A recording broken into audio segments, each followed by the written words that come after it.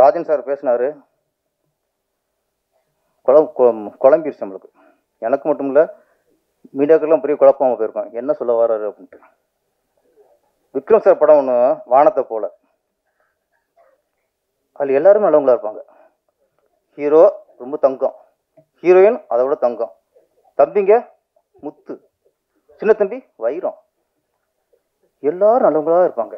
ஒருத்தன் கூட கெட்டவனா இருக்காது, கெட்டவனா இருக்க மாட்டான். அது மாதிரி தமிழ்நாடு எல்லா தலைவரும் சொல்றாரு எல்லாரும் நல்லவங்களாம், நம்ம நம்பணும். நீங்க சொன்னீங்க சினிமா சார்பிலேருந்து விஜய் சார் போறாரு, வாழ்த்துங்க, அவருக்கு அட்வைஸ் பண்ணீங்க. எம்ஜிஆர் மாதிரி நீங்க வாங்கினீங்க, சந்தோஷமா இருந்துச்சு. அப்போ ஒரு லிஸ்ட் போட்டீங்க பாருங்க. ஆமா, நீங்களா இழுத்து விட்டா அப்புறம் நான் எங்க இல்லை இல்லை, நீங்க எல்லாரையும் சொன்னீங்க, எங்களை சொல்லலை. அப்போ நாங்க யாரு இப்போ? அவர் நல்லவரா, இவர் நல்லவரா, இவர் வந்து தானே தலைவனா, இவர் தங்க தலைவனா? அதனால சொன்னா எங்களை குழப்பாம, பத்திரிகைகளை குழப்பாம சொன்னதான் கண்டென்ட். இப்போ என்ன எழுதுவாங்க, யாரை பற்றி எழுதுவாங்க அவங்க? நான் தான் தெளிவாக பேசிக்கிருக்கேன். அதனால இங்கே ஏகப்பட்ட தலைவர்கள் சரியான தலைவர்கள் இல்லை. நான் சொல்கிறேன், ஓப்பனாக சொல்கிறேன், விஜய் சார் சரியான தலைவராக வர வேண்டும், எதிராக இருப்போம். அப்புறம் நான் சொல்லுவேங்கள, இவர் சொல்லுவாரா சினிமாவுக்கு நன்றியே இல்லையும் போகிறான், அவன் நன்றியோட பேசுனா 2 ரூபா பண்ணியிருக்க சொல்லணும்ல, கிண்டல் பண்ணக்கூடாதுல. நான் என்னைக்கும் விஜயோட விசுவாசி, பெரிய தலைவராக வரணும். ஓகே, ராஜன் சாருக்கு ஒரு ஆப்பு. ஓகே, அடுத்த படத்தில் யார் என்ன பாட்டுலாம் தெரியாது எனக்கு.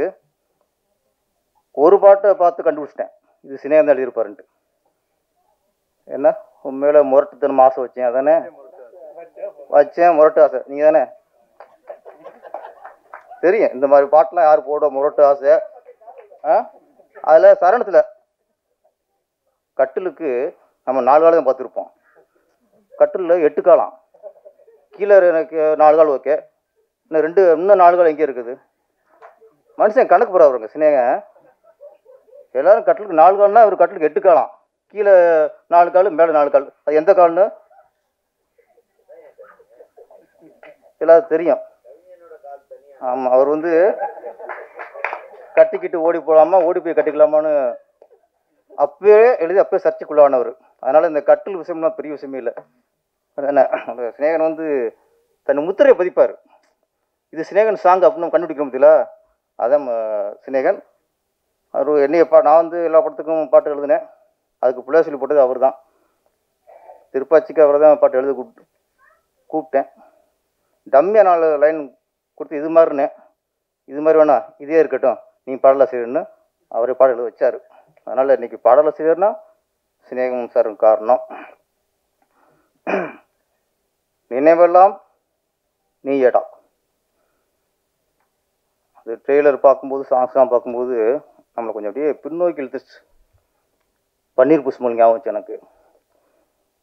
அது ராஜன் சார் அவர்களுக்கு வந்து அலைகள் இதில் ஞாபகத்து வந்துடுச்சு, 1000 தாமரை முட்டுக்களே, அந்த அதுவும் ஞாபகத்துக்கும். 1000 தாமரை 1000 தாமரை 1000 தாமரை முட்டுக்களே. தாமரைனால ஹிட்டு தானே. அதில் அலைகள் வந்து அந்த 1000 தாமரை முட்டுக்களே மிகப்பெரிய ஹிட் சாங்கு. அதனால ராஜன் சார் வந்து அந்த 1000 தாமரை முட்டுக்கள் வந்து ஞாபகத்துக்கு வந்துடுச்சு. அது எப்பவுமே மலர்றது, வாடாது, அது நீங்க ஓடிடுவீங்க. தாமரைக்கு வாட்டமே இல்லை எப்பவுமே. அதனால எனக்கு அப்போ அப்புறம் பன்னீர் புஷ்பங்கள், மெல்ல பேசுங்கள், நிறைய படங்கள் வந்து அப்படியே வந்து போச்சு. இதே திருடாதே, நிறைய படங்கள் வந்து போச்சு. இந்த படம் வந்து அப்படியே நம்மளை அப்படியே 10th படிக்கும்போது, +2 படிக்கும்போது அந்த ஞாபகத்துக்கு எடுத்துகிட்டு போயிடுச்சு. அது மாதிரி சாங்ஸ், இளையராஜா, இசைஞானி இளையராஜாவோட 1417வது படம். இந்த சாதனை யாருமே முன்னெடுக்க முடியாதுமே, இளையராஜா மட்டும்தான். சிலர்லாம் எண்ணிக்கையில் போகும், இது எண்ணிக்கையில் ஒவ்வொன்றும் நம்பிக்கை. ஒவ்வொன்றுமே பொக்கிஷம். இல்லை அந்த பள்ளி பருவத்து பாடலாம் பார்க்கும்போது இன்னும் அப்படியே இசைஞானியோட திறமை இன்னும் அப்படியே இருக்கு. இந்த நேரத்தில் ஒரு நம்மளுக்கு சின்ன வேதனையான விஷயம் என்னன்னா நம்ம கொஞ்சம் சோகமாக இருக்கும்போது துக்கமாக இருக்கும்போது இளையராஜா சாங் கேட்டால் தான் அது மனதுக்கு ஒத்தரம் கொடுக்குற மாதிரி இருக்கும். அந்த சோகம் கொஞ்சம் குறையும். சிலர்லாம் துருவம் பண்ணிட்டு அப்படி பண்ணும்போது அது படிக்காத படத்தில் பாட்டு வருவேன். ஊரை தெரிஞ்சுக்கிட்டேன் உலகம் புரிஞ்சுக்கிட்டேன் கண்மணி என் கண்மணி.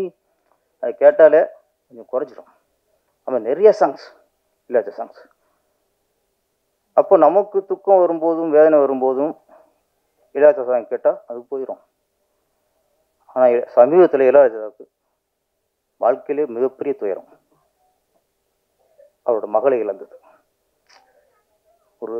ஒரு மனிதனுக்கு என்னதான் இழப்பு வரலாம். சொத்தை இழக்கலாம், தாய் தந்தையை இழக்கலாம், மற்ற சொந்தங்களை இழக்கலாம். பெத்த பிள்ளை இழக்கிற மாதிரி ஒரு துயரம் ஒரு மனுஷனுக்கு எதுவுமே இல்லை. அது எந்த மனுஷன் வந்துடக்கூடாது. ஒரே பொண்ணு பவதாரிணி. அந்த இழப்பு பார்க்கும்போது இளையராஜா வீட்டுக்கு தான் போனோம். இளையராஜா சாரை பார்த்தோம். வந்ததுக்கப்புறமும் நமக்குள்ள ஒரு பெரிய என்னென்னா, சரி நமக்கு துக்கமாக இருக்கும்போது அவர் சாங் கேட்டு நம்ம ஆறுதல் தேடிக்கிட்டோமே. இப்போ இன்னைக்கு அவருக்கு பெரிய துக்கம். அவருக்கு ஆறு சொல்கிறார், ஆண்டவன் சொல்லணும். ஆண்டவன் தான் ஆறுது. ஏன்னா அவர் ஆன்மீகவாதி, கடவுளை நம்புகிறவர். அவர் தான் அவருக்கு ஆறு சொல்லணும், அவருக்கு தான் தைரியத்தை கொடுக்கணும். இந்த மேடை மூலமா ஆண்டவனை நான் வேண்டிக்கிறேன். ஆதிராஜன் இதுக்கு முன்னாடி சிலந்தி படம் எடுத்து மிகப்பெரிய ஹிட்டு, நல்ல பேர் அதில் அவருக்கு. இப்போ அது காதல் கதையை தொட்டிருக்காரு. எல்லாரும் நல்லா நடிச்சிருக்காங்க. அதான் பள்ளி பருவத்தில் யுவலட்சுமியா, ஆமாம் யுவலட்சுமி, அந்த ஃபேஸு கலையான ஃபேஸ். ஆரம்பத்தில் சுபலட்சுமின்னு ஊற்றுனாங்க. சுபலட்சுமி நிறைய பேருக்கு அவங்க மறக்க முடியாது. லவ் டுடே பார்த்து இன்னமும் அந்த முகம் அப்படியே ஒரு கலையான ஒரு ஹோம்லியான ஒரு லுக்கு. அப்புறம் கார்த்திக் சார் நடித்த படம் அகத்தியன் இயக்கத்தில் என்ன படம் சார், கோகுலத்து சீதை. அதெல்லாம் நாலேஜ் கூட பார்த்தேன் அப்பவே. அதில் ஒவ்வொரு ஃப்ரேமில் அந்த சுபலட்சுமி அவ்வளோ அழகாக இருப்பாங்க. அந்த சுபலட்சுமி அந்த ஹோம்லி லுக்கு யுவலட்சுமிக்கு இருக்குது. ஆமாம், லட்சுமி கராட் சொன்னாங்களே. அப்புறம் அதில் கதாநாயகி நடித்தவங்க சினாமிகா. நம்ம பிரஜன் அவர் ஆக்டிங்கில் பின்னிடுவார். இந்த படம் அவருக்கு மிகப்பெரிய வெற்றி படம் அமைஞ்சு நல்ல ஒரு ஹீரோ மனம் வரணும். வாழ்த்துக்கள். நம்ம எல்லாருமே காதலை கடந்து வந்திருப்போம். 10th படிக்கும் போதும் சரி, இல்லை +2 எங்கேயாவது ஒரு காதல் வரும். அதுக்கப்புறம் காதலில் தோல்வி அடைஞ்சவன் பாக்கியசாலி, வெற்றி அடைஞ்சவன் முடிச்சு காலம் வாழ்க்கை பூரா போச்சு அவனுக்கு. ஏன் பாக்கியசாலின்னா, ஒரு பொண்ணை காதலிச்சு அதில் தோல்வி அடைஞ்சிட்டு நம்ம வேற யாரோ கல்யாணம் பண்ணால் கூட இந்த காதல் நினைக்கும் போது பசுமையாக நினைவுலாம் வரும். அந்த பொண்ணை காதலிச்சது, அந்த பொண்ணை கோயிலில் பார்த்தது, ஸ்கூலில் பார்த்தது ஞாபகம் வந்துட்டே இருக்கும். அதே பொண்ணை கல்யாணம் பண்ணிட்டா 2 வருஷம் நினைச்சாலே கஷ்டப்பாரு நாடா அப்படின்ட்டு நினைக்கிற ஒன்றுமே இருக்கா, லைஃப்பில் பூஜ்யம் ஆயிரும். அதனால காதலில் வெற்றி அடைஞ்சவன் லைஃப்பில் தோற்று போயிட்டான். காதலில் தோல்வி அடைஞ்சவன் லைஃப்ல பசுமையான நினைவுகளை அப்படியே தாங்கி நிற்பான், ஜெயிச்சிட்டான். இன்னொன்று நான் முக்கியம் சொல்லிட்டு நான் விட விட்டுறேன். எப்படின்னா, இப்போ நம்ம 10th +2 லவ் பண்ணியிருப்போம் ஒரு பொண்ணை. அது கல்யாணம் எங்கேயோ போயிருக்கும், நம்ம யாரோ கல்யாணம் பண்ணி வாழ்ந்துட்டு இருப்போம். எல்லாருக்கும் இந்த ஃபர்ஸ்ட் லவ், முதல் லவ் மறக்கவே முடியாது. ஏதாவது ஒரு காதல் அப்படி சொன்னாலே நமக்கு அந்த 10th படிக்கும்போதோ +2 படிக்கும்போதோ அந்த பொண்ணோட முகம், லவ்வரோட முகம் அது வரும். படம் பார்க்கும்போதும் அந்த பள்ளி பருவத்தில் காட்டும்போதே நமக்கு போயிடுச்சு, எனக்கு போயிடுச்சு, உதயகுமார் சார் போயிடுச்சு, ராஜன் சார் போயிடுச்சு, எல்லாருக்கும் ஃபர்ஸ்ட் லவ் போயிடுச்சு. ஆமாம், நீங்கள் தான் அப்படியே பார்த்தீங்க இல்லையா? அப்படிங்க நான் ஃபீல் பார்க்குறேன், அவருக்கு அப்படியே மூஞ்சி பார்க்குறேன். ஆகா, தலைவருக்கும் கிளாஸ் போது போல இருக்குது அப்படின்ட்டு. ராஜன் சார்லாம் வேறு மாதிரி ஃபீட் பண்ணிட்டாரு.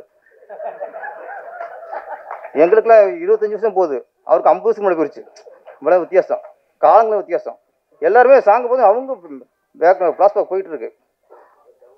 அதே மாதிரி 40 வருஷம் 10 வருஷம் கழித்து நினச்சி பார்ப்போம், அதே முகம் ஸ்கூலில் பார்த்து அந்த பொண்ணு ஞாபகம் வரும்.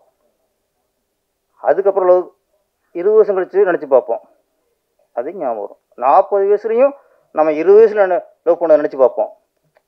அந்த பாவாடை தாவணி, அந்த ரெட்டச்சடை, இதெல்லாம் உங்களுக்கு சேலையாக இருக்கலாம், எனக்கு பாவாடை தாவணி என்ன, இதெல்லாம் ஞாபகத்துக்கு வரும். இதை நம்ம அனுபவிச்சுட்டே இருக்கணும். 60 வயசுலையும் முதல் லவ் அப்படிங்கும்போது அந்த ஸ்கூல் படித்த அந்த லவரோட முகம் தான் ஞாபகத்துக்கு வரும். ஒரே ஒரு விஷயம், ஆண்கள்லாம் உஷாராகிக்குங்க. காதலுக்கு அப்புறம் ஒரு 30 வருஷமோ 40 வருஷமோ கழித்து நம்ம ஊருக்கு போவோம். அப்போ சொல்லுவாங்க, உன் லவர் உன் ஆள் வந்துருக்குடா அப்படிம்பாங்க.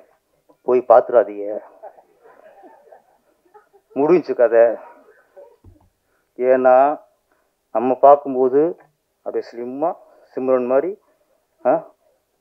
அப்படியே ஹோம்லியா சொன்ன சுபலட்சுமி முகம் இருக்கும், சிம்ரன் இடை இருக்கும், பாவடையெல்லாம் போட்டு அவ்வளோ அழகாக தேவதமாக இருந்திருக்கும். நம்ம 20 நிமிஷம் பார்த்தோம்னா அந்த இடை இருக்காது. நான் சொல்ல என்ன முகம் நினைச்சாலும் அந்த முகம். நான் 10th படிக்கும்போது அந்த அந்த முகத்தையும் நம்ம மேட்ச் பண்ணி பார்ப்போம். ஆஹா, ஒத்து வராது. அவ்வளோதான். என்னடா பையன், என்னடா என் பொண்ணுக்கு அடுத்த வருஷம் கல்யாணம் வாங்க கையால். இதுக்கப்புறம் பார்த்துட்டு வந்தோம்னா இப்போ அடுத்த யாரும் முதல் காலில் பேசும்போது அந்த தேவதை வந்தால அவன் வரமாட்டான். கடைசியாக பார்த்த பாருங்க, இதுதான் வந்து நிற்கும். மனுஷன்லாம் புடிஞ்சு பசுமையாக நினைவும் வராது, அந்த முகமும் வராது, எதுவும் வராது. அதனால எல்லாருக்கும் சொல்லிக்கிறேன், உதயகுமார் சார் உட்பட, ராஜன் சார் உட்பட, சினேகன் உட்பட. சினேகன் அவரு பிரச்சனை இல்லை, அவர் எப்போ பார்த்தா ஓகேன்னு வருவார் அவர். ஏன்னா இந்த கட்டுப்பிடி வைத்தியம் பண்ணவங்களுக்கு வயசுலாம் ஒரு பிரச்சனை இல்லை என்ன. அதனால அவர் சினேகன் சார்லாம் அந்த லிஸ்ட்டை சேர்க்க முடியாது. நான் என்ன மாதிரி உதயகுமார் சார் அவளை சொல்கிறேன். அதனால நம்ம லவ் பண்ணோமா, ஃபர்ஸ்ட் லவ்வா, அதை எந்த வயசுலையும் நினச்சி பார்த்தோமா, அந்த முகத்தை நினச்சி பார்த்தோமா, அப்படியே வாழ்க்கையை கிடச்சிடணும். சாக கிடக்கும்போது லவ்னா அந்த முகம் வரணும், தேவை வரணும், நினச்சி செத்து போயிடணும். இடையில போய் 20 வருஷம் கழிச்சு ஒரு லவ்வரை பார்த்தோம்னா லைஃப் காலி. அதனால் பசுமையான நினைவுகளோடு வாழ்வோம், பசுமையான நினைவுகளோடு இருப்போம். முதல் லவ் நினைப்போம், முதல் காதல் நினச்சிட்டே இருப்போம். ஓகா, வீட்டில் ஓர பிஸ்டனும் சார் இப்போ தான் வீட்டு ஞாபகம் வருது. சரி, சாரி. ஸோ ஓகே, இது இப்போ ஏதாவது இப்போ லவ் படத்தை காட்டி மெய் மறக்க வச்சு இதெல்லாம் பேச வச்சுருங்க. இவர் சந்திக்க போகிறேன். நன்றி, வணக்கம். இந்த படம் நினைவெல்லாம் நீயடா மிகப்பெரிய வெற்றி அடைய வேண்டும். ஆதிராஜன் வெற்றிகரமான இயக்குனராக உருவாக வேண்டும். பிரஜன் எல்லாரும் நடித்த நடிகர் எல்லாருமே வெற்றி படத்தில் நடித்து மிகப்பெரிய புகழை அடைய வேண்டும். அனைவருக்கும் வணக்கம், நன்றி.